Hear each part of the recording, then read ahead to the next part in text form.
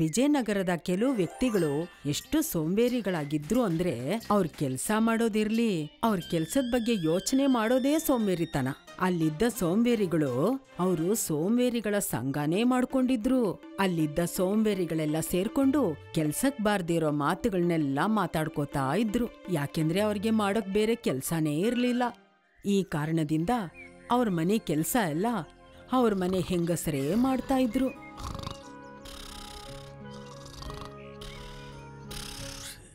ಈ ಮೋಡಗಳು ಕೂಡ ಈಗಲೇ ಆ ಕಡೆ ಹೋಗ್ಬೇಕಿತ್ತ. ಇವು ನೆಮ್ಮದಿಯಾಗಿ ನಿದ್ದೆ ಮಾಡೋದಿಕ್ಕೂ ಬಿಡೋದಿಲ್ವಲ್ಲಪ್ಪ.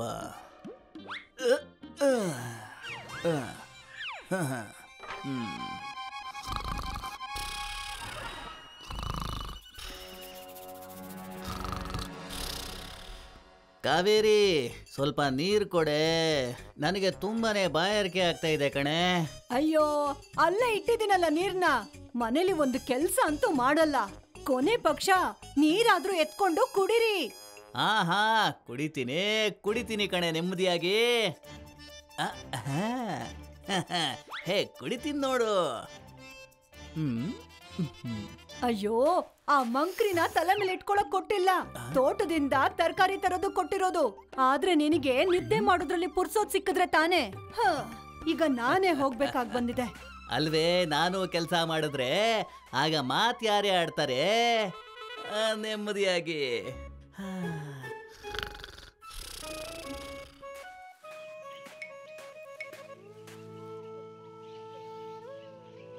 ಅಯ್ಯೋ ಕಾವೇರಿ, ಇವತ್ತು ನೀನೊಬ್ಳೇ ಬಂದಿದ್ಯಾ? ಯಾಕೆ ಬ್ರಿಡ್ಜ್ ಬಂದಿಲ್ವಾ? ಅಯ್ಯೋ, ಬ್ರಿಡ್ಜಾ? ಸಾಧ್ಯ ಆದ್ರೆ ಅವರು ತಮ್ಮ ಕೈಯಾರೆ ಊಟ ಕೂಡ ತಿನ್ನಲ್ಲ. ಹೋಗ್ಲಿ ಬಿಡಿ. ಹೌದು, ನಿಮ್ ಗಂಡಂದಿರ್ ಯಾಕೆ ಬಂದಿಲ್ಲ? ಅಯ್ಯೋ, ನನ್ ಗಂಡ ನಿಮ್ ಬ್ರಿಡ್ಜ್ಗಿಂತ ಏನ್ ಕಮ್ಮಿ ಇಲ್ಲ ಬಿಡು. ಅವನ್ನ ಹಗ್ಗದಿಂದ ಕಟ್ಟಿ ಎಳಿಬೇಕಾಗತ್ತೆ.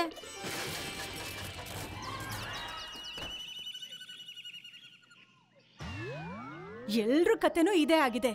ಒಬ್ರಿಗಿಂತ ಒಬ್ರು ಸೋಂಬೇರಿಗಳಾಗಿದ್ದಾರೆ. ನನ್ ಗಂಡ ಮಾಡೋ ಕೆಲ್ಸದಿಂದ ನನಗ್ ತಲೆ ಕೆಟ್ಟ ಹೋಗಿದೆ. ಮನೆಯಲ್ಲಿ ಒಂದು ಕೆಲ್ಸ ಕೂಡ ಮಾಡಲ್ಲ. ಎಲ್ಲಾನು ನಾನೇ ಮಾಡ್ಬೇಕು. ನಾನು ಕೂಡ ಇದಕ್ಕೇನಾದ್ರೂ ಒಂದ್ ದಾರಿ ಮಾಡ್ಲೇಬೇಕು. ಈ ದೂರನ್ನ ನಾವು ಯಾಕೆ ಮಹಾರಾಜ್ ವಿದ್ಯಾಧರ್ಗೆ ಹೇಳ್ಬಾರ್ದು? ಅವ್ರ ನಮ್ಮ ಮಾತನ್ನ ಖಂಡಿತ ಕೇಳ್ತಾರೆ. ಅವರೆಲ್ಲರೂ ಸೇರಿ ಅವ್ರವ್ರ ಸಮಸ್ಯೆಗಳನ್ನ ಚೀಟಿಲ್ ಬರೆದು ಮಹಾರಾಜನಿಗೆ ಕೊಟ್ರು. ತುಂಬಾ ದಿನಗಳಾಯ್ತು. ಮಹಾರಾಜನಿಂದ ಯಾರೇ ವ್ಯಕ್ತಿಗಳು ಬರ್ಲಿಲ್ಲ, ಅವ್ರ ಸಮಸ್ಯೆನೂ ಪರಿಹಾರ ಆಗ್ಲಿಲ್ಲ. ಹಾಗಾಗಿ ಅವ್ರ ಜೀವನದಲ್ಲಿ ಯಾವ ಬದಲಾವಣೆನೂ ಆಗ್ಲಿಲ್ಲ.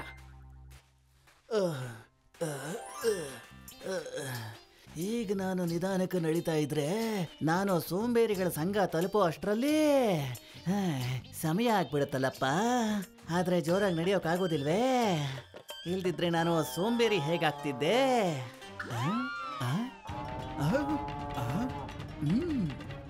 ಈಗ ಹೋಗ್ತೀನಿ ನೋಡಿ, ಆರಾಮವಾಗಿ.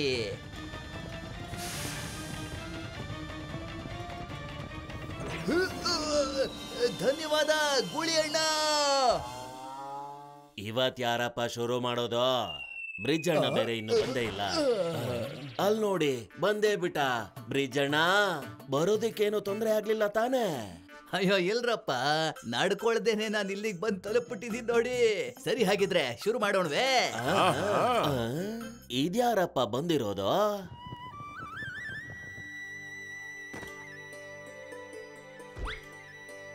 ಇವನ್ನ ವಿಜಯನಗರದಲ್ಲಿ ಎಲ್ಲೂ ನೋಡೇ ಇಲ್ವಲ್ಲ. ಯಾರು ಹೊಸಬ ಅನ್ಸತ್ತೆ. ಹಾಗಿದ್ರೆ ನೋಡ್ರಪ್ಪ, ಇವನ್ ಮುಂದೆ ನಮ್ಮ ಮರ್ಯಾದೆ ಯಾವ ಕಾರಣಕ್ಕೂ ಹೋಗಬಾರ್ದು. ಹೊರಗಿನ ಜನಗಳಿಗೆ ಗೊತ್ತಾಗ್ಬೇಕಲ್ಲ ವಿಜಯನಗರ ಎಂತ ಅದ್ಭುತವಾದದ್ದು ಅಂತ, ಮತ್ತೆ ಇಲ್ಲಿನ ಜನಗಳು ಅದಕ್ಕಿಂತ ಅದ್ಭುತವಾದವರು ಅಂತ. ಇಲ್ ನೋಡ್ರಪ್ಪ, ಮಹಾರಾಜ ವಿದ್ಯಾಧರ ಅವ್ರನ್ನ ಭೇಟಿ ಮಾಡ್ಬೇಕು. ಆದ್ರೆ ಅವ್ರ ಸೈನಿಕರು ಒಳಗಡೆ ಬಿಡ್ತಾ ಇಲ್ಲ. ಒಳಗಡೆ ಹೋಗೋದಿಕ್ಕೆ ಏನಾದ್ರೂ ಉಪಾಯ ಇದ್ರೆ ಹೇಳಿ. ತುಂಬಾ ದೂರದಿಂದ ಬಂದಿದ್ದೇನೆ. ನೀನ್ ಖಂಡಿತ ಸರಿಯಾದ ಜಾಗಕ್ಕೆ ಬಂದಿದ್ಯಾ ಅಣ್ಣ. ನಾವೇ ಆ ಉಪಾಯ. ಏನು, ನೀವು ಮಹಾರಾಜರಿಗೆ ಪರಿಚಯನಾ? ನಾನು ವಿಜಯನಗರದ ಮಹಾರಾಜರನ್ನ ನಾನು ಹುಟ್ಟೋಕ್ ಮುಂಚೆಯಿಂದನೂ ನೋಡಿದ್ದೀನಿ. ನನಗಂತೂ ವಿಜಯನಗರದ ಪೂರ್ತಿ ನಕ್ಷೆ ನಾನು ಹುಟ್ಟೋಕ್ ಮುಂಚೆಯಿಂದನೂ ಗೊತ್ತಿತ್ತು. ಅದಕ್ಕೆ ನಾನು ಹುಟ್ಟಿದ ಹಾಗೆ ಓಡ್ಕೊಂಡ್ ಬಂದು ಅರಮನೆ ತಲುಪ್ಬಿಟ್ಟೆ ಮಹಾರಾಜರನ್ನ ಭೇಟಿ ಮಾಡೋಕೆ. ಏನ್ ಹೇಳ್ದೆ? ಹಾ. ಅಯ್ಯೋ, ಇದ್ರಲ್ಲಂತ ದೊಡ್ಡ ಮಾತೇನಿದೆ. ನಾನು ಒಂದಿನದ ಚಿಕ್ಕ ಮಗು ಇದ್ನಲ್ಲ, ಆಗ ನಾನು ಕುದುರೆ ಮೇಲೆ ಹತ್ಕೊಂಡು ಮಹಾರಾಜರ ಹತ್ರ ಹೋಗಿದ್ದೆ. ಅವರು ತುಂಬಾ ಸಂತೋಷ ಪಟ್ಟು ನನ್ ಜೊತೆ ಕೂತ್ಕೊಂಡು ತಿಂಡಿ ಕೂಡ ಮಾಡಿದ್ರು.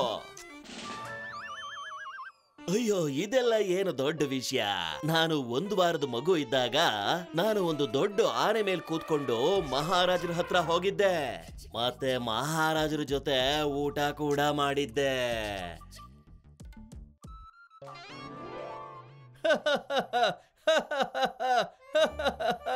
ಏನಾಯ್ತೋ ಬ್ರಿಡ್ಜ್ ಅಣ್ಣ, ನನ್ ಮೇಲೆ ನಂಬಿಕೆ ಇಲ್ವೇನೋ? ಅಯ್ಯೋ ಇಲ್ಲಪ್ಪ, ಖಂಡಿತ ನಂಬಿಕೆ ಇದೆ. ಆದ್ರೆ ನಾನು ಯೋಚಿಸ್ತಾ ಇದ್ದೆ, ನೀವು ಇಷ್ಟು ಸಣ್ಣ ವಿಚಾರಕ್ಕೆ ಎಷ್ಟು ಖುಷಿ ಪಡ್ತಾ ಇದ್ದೀರಲ್ಲಪ್ಪ ಆರಂಭವಾಗಿ ಅಂತ. ಅಲ್ಲ, ನನ್ನ ಕತೆ ಕೇಳಿದ್ರೆ ನಿಮ್ಮ ಗತಿ ಏನಾಗ್ಬೋದು ಹೇಳಿ? ಹೌದಾ, ಹೇಳಿ ಹೇಳಿ. ನಿನಗ್ ಗೊತ್ತಿದ್ಯಾ, ನನಗೆ 1 ತಿಂಗಳಾಗಿದ್ದಾಗ ಒಂದ್ಸಲ ನಾನು ಹಾರ್ತಾ ಹಾರ್ತಾ ಹಕ್ಕಿ ತರ ಅರಮನೆಯಲ್ಲಿರುವಂತ ತೋಟಕ್ಕೆ ತಲುಪಿಟ್ಟಿದ್ದೆ ಆರಂಭವಾಗಿ. ಮಹಾರಾಜರು ನನ್ನನ್ನ ನೋಡಿ ಅವರು ನನ್ನನ್ನ ಅರಮನೆಗೆ ಕರ್ಕೊಂಡು ಹೋಗಿದ್ರು. ಮತ್ತೆ ಅವರ ಸಿಂಹಾಸನದ ಮೇಲೆ ನನ್ನ ಕೂರಿಸ್ಬಿಟ್ಟಿದ್ರು. ಇದ್ರ ಅರ್ಥ ನೀವು ಮಹಾರಾಜರಿಗೆ ತುಂಬಾ ಪರಿಚಯ ಇದ್ದೀರಾ ಅಂತ ಆಯ್ತು. ಹಾಗಾದ್ರೆ ಮಹಾರಾಜರಿಗೆ ನೀವು ಚೆನ್ನಾಗಿ ಗೊತ್ತಿರುತ್ತೆ. ತುಂಬಾ ಚೆನ್ನಾಗೇ ಗೊತ್ತು. ಮತ್ತೆ ನಮ್ಮೆಲ್ಲರ ಅದ್ಭುತ ಶಕ್ತಿಗಳಿಗಾಗಿ ಅವರು ನಮ್ಮನ್ನ ತುಂಬಾ ಮರ್ಯಾದೆಯಿಂದ ಕಾಣ್ತಾರೆ. ಈಗ ನನ್ನ ಕೆಲ್ಸ ಮುಗೀತು. ಯಾವ ಕೆಲ್ಸ ಅಣ್ಣ? ನಾನು ಅರಮನೆಯಲ್ಲಿ ಕೆಲ್ಸ ಮಾಡ್ತೀನಿ. ಮೊನ್ನೆ ತಾನೇ ಅರಮನೆ ಬಾಗ್ಲು ಮುರಿದೋಗಿತ್ತು.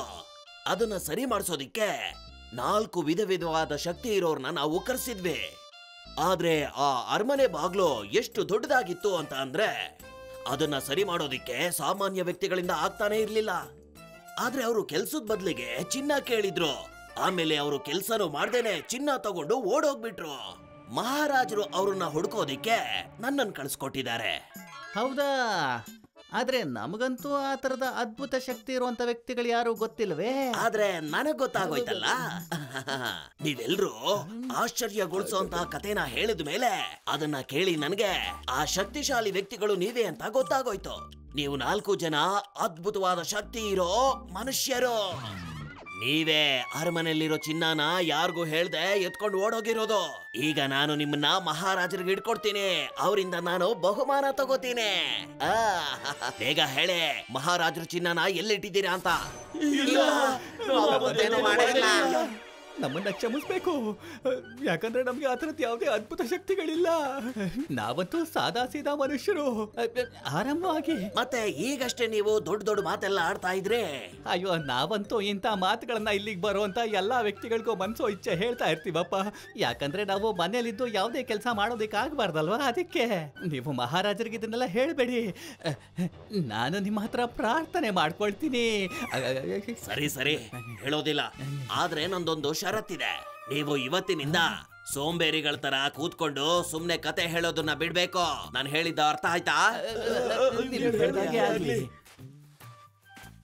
ಕಾವೇರಿ ಆ ಅಪರಿಚಿತ ವ್ಯಕ್ತಿಯ ಕುದುರೆಯನ್ನು ನೋಡಿ ಅರ್ಥ ಮಾಡ್ಕೊಂಡ್ಲು. ಇವರು ಬೇರೆ ಯಾರೂ ಅಲ್ಲ, ಸಾರಂಗ ಅಂತ. ಎಲ್ರೂ ಖುಷಿಯಾದ್ರು, ಯಾಕೆಂದ್ರೆ ಮಹಾರಾಜರು ಇವರೆಲ್ಲರೂ ಸಮಸ್ಯೆನ ಪರಿಹಾರ ಮಾಡಿದ್ರು ಅಂತ. ಈಗ ಸೋಂಬೇರಿತನದಿಂದ ಎಲ್ರೂ ದೂರ ಆದ್ರು. ಈಗ ಇವರೆಲ್ಲರೂ ಮನೆ ಕೆಲ್ಸ ಎಲ್ಲ ಕಷ್ಟಪಟ್ಟು ಮಾಡ್ತಿದ್ರು.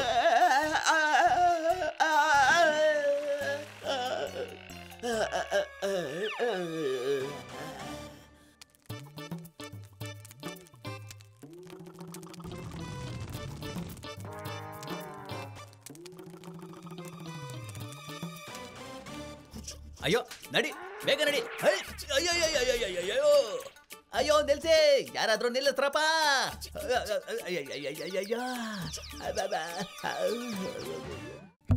If you like this video, subscribe to our channel Murthy Media.